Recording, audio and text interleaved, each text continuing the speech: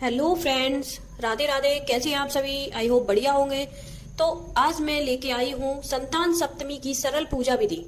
संतान सप्तमी भाद्र पक्ष की सप्तमी तिथि को मनाई जाती है। ये क्यों इसका व्रत करते हैं? ये जो संतान सप्तमी का व्रत होता है, ये संतान के लिए होता है, संतान की दीर्घायु के लिए होता है, बुद्धि के लिए होता है।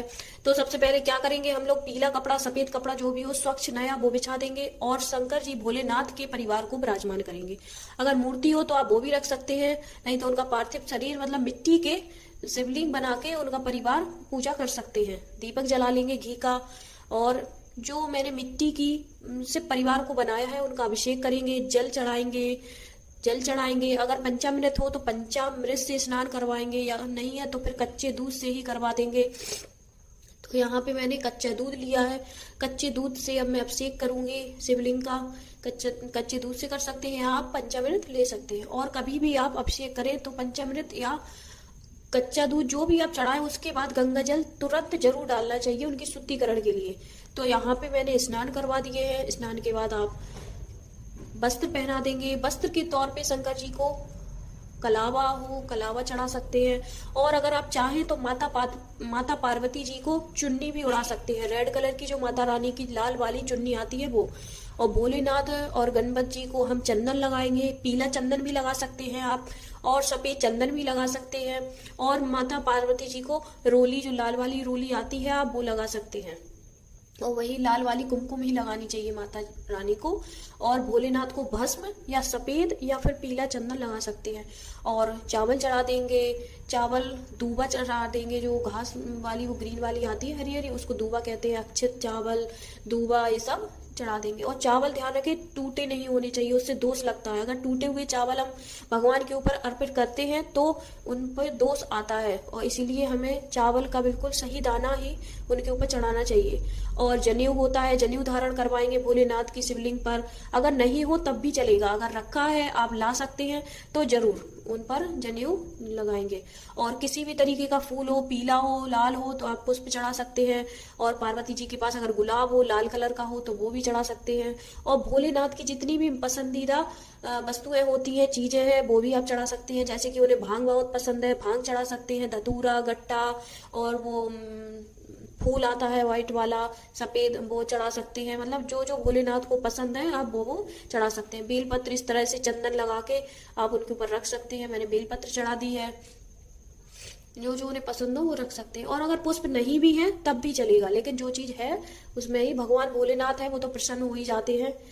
तो ये पुष्प चढ़ा दिया है, और देवी जी को कुमकुम अर्पण कर दिया है, घी का दीपक जला दिया है। और गणेश जी को भी बेलपत्र चढ़ा दी है, धतूरा चढ़ा दिया है। और माता पार्वती जी के लिए श्रृंगार का सामान जो आप चढ़ा सकते हैं, चूड़ी और सिंदूर, बिंदी, कुमकुम, लिपस्टिक, जो भी श्रृंगार में यूज करते हैं चढ़ा सकते हैं आप। और इनकी सबसे बड़ी पूजा होती है। इनकी पूजा में क्या करते हैं भोलेनाथ की में संतान सप्तमी मीठी पूड़ी या पुए बनाते हैं, गुलगुला भी बना सकते हैं आप। तो कितनी 7 मीठे पुए बनाते हैं, और साथ साथ 2 जगह करते हैं, एक माता पार्वती जी को अर्पित करते हैं और एक हम खुद रखते हैं। धूप दीप दिखा देंगे, घी के दीपक से आरती कर देंगे। और गंगा जल में जल भर के कलश रख लेंगे वहां पे। और जो श्रृंगार का सामान है उसे भी दान कर देंगे। पूजा पाठ करके सारा काम सबसे पहले, बाद में दक्षिणा जरूर रखते हैं। और इस व्रत में एक खास बात यह है कि कोई कोई चूड़ी, चांदी की चूड़ी की पूजा करके पहनता है, और कहीं कहीं पे धागा। तो इस तरह से कलावा लेके धागे में 7 गांठ लगानी पड़ती है, उसकी पूजा करते हैं, फिर उसको पहनते हैं दाहिने हाथ में। तो इस तरह से मैंने एक धागा लिया, धागा की जगह कलावा ले सकते हैं। कलावा में 7 गांठ लगाई है, और जैसे आप देख रहे हो मेरे कलावा में 7 गांठ लग चुकी हैं। और फिर अपने अपने यहाँ का है, कहीं कहीं चूड़ी की ही पूजा कंपलसरी होता है कि चूड़ी ही पहननी है, और कहीं कहीं धागा भी, कहीं चूड़ी नहीं पहनते हैं, धागा ही पहनते हैं।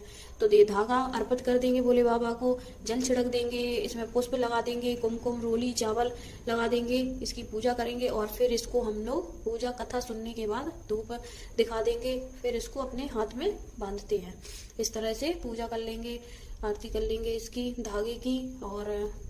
और कुमकुम तो वो, और कथा सुनने के लिए चावल हाथ में ले लेंगे, खाली कथा नहीं सुनते हैं। या तो आप चावल ले लो या पुष्प ले लो, मतलब कुछ ना कुछ लेना चाहिए। जो जल में थोड़े से दाने डाल देंगे चावल के, और हाथ में ले लेंगे। कथा मैं इस डिस्क्रिप्शन बॉक्स में डाल दूंगी, अगर आपके पता नहीं हो तो आप इससे पढ़ सकते हैं। और संतान सप्तमी की कहानी सुनने के बाद ये चावल को हम अर्पित कर देंगे भगवान भोलेनाथ पर, और इसके बाद आरती करेंगे। आरती जो आपको आती हो भोले बाबा की वो कर सकते हैं। यहाँ संतान सप्तमी की जो किताब है उसमें लिखी रहती है, और तो बस आप आरती कर सकते हैं। जो आपने धागा बनाया है 7 गांठ लगा के, तो उसकी भी आरती कर सकते हैं आप।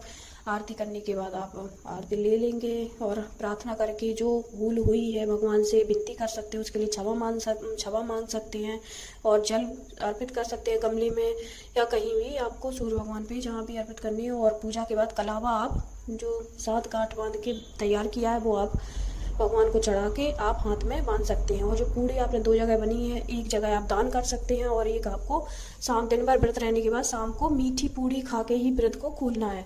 और दिन में भूख लगे तो फल खा सकते हैं आप, लेकिन शाम के समय ही मीठी पूड़ी खाई जाती है। और जो श्रृंगार का सामान जो है वो भी आप दान कर सकते हैं बाहर कहीं किसी को भी, और इसी तरह दान करके। और आप सरल पूजा विधि में मैंने आपको समझा दी है, इसमें कुछ ज़्यादा ही कुछ ज़रूरत नहीं है। और जो शिवलिंग जो भोलेनाथ का परिवार है वो गमले में ही आप विसर्जित कर सकते हैं। तो वीडियो कैसा लगा, अच्छा लगा हो तो लाइक सब्सक्राइब